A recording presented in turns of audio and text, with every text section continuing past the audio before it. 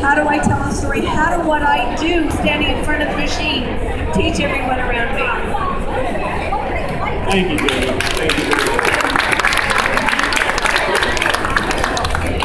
Tosa, I saw you taking notes during Jody's remarks. I have a feeling there's more to be said here. Would you like to go on?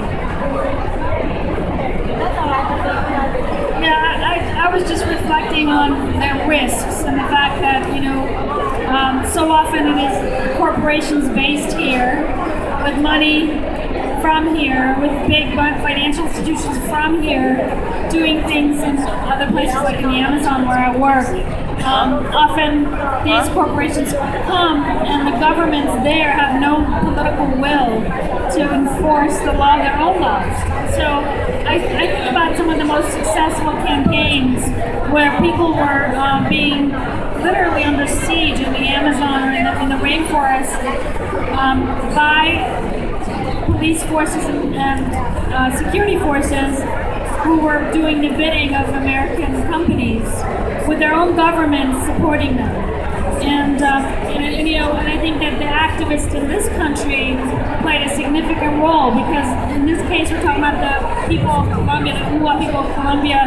There they were on a blockade in the middle of the forest trying to prevent the oncoming of the oil companies, and the military right there ready to evict them. And what we could do here was direct action by activist groups across the United States targeting Fidelity Investments, who was one of the largest investors, and targeting, in many cases, targeting the company, the CEOs of the company, wherever they might be. And at one point, I think there were 75 actions in the space of a few weeks in support of this standoff in the forest. So what I'm saying is that I guess the point is we have the opportunity, although the consequences are huge and it does depend on who, but for the most part, those of us who are able to make a statement by getting arrested are doing several things. We're basically using our privilege in a way that people on the ground can't. We're also, sometimes something that's symbolic just to get media attention, but it's not usually in the vacuum. I don't know of any direct action campaign that's in a vacuum. Usually we're doing dialogue, we're doing lobbies, and we're lobbying decision makers, and we're filing lawsuits, and we're in the forest monitoring, and we are with the community standing up to the forces.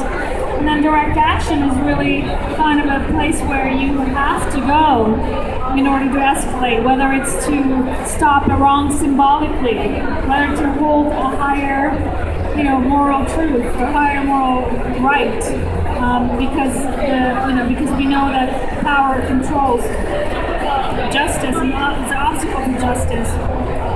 Or whether it is an act that actually stops something, like you're stopping the Japanese whalers. We stopped the WTO negotiations from happening in Seattle. We actually stopped the negotiators from going in. We disrupted the meeting and stopped. It wasn't just a symbolic action. It was a direct action and stopped. Add to our people standing up to the oil companies in Peru, stopping the pollution. That's a physical action. But often it's not. Often it's symbolic. It's continuous to send a message, to escalate, and to really raise the profile on a greater harm. And I do think that even if there's a few of us who are willing to take that kind of action, that by taking that action, we influence tens of thousands of people who say, you know what, I didn't have an opinion about that, but that person looks just like me. Jody Evans looks like, my neighbor. She's getting arrested for this, and therefore there's something that I take a stand on. I take a greater stand than I would have otherwise, because I see someone taking that courageous act. So I just want to say that, most of the campaign victories I can think of, direct action was a significant part of the victory.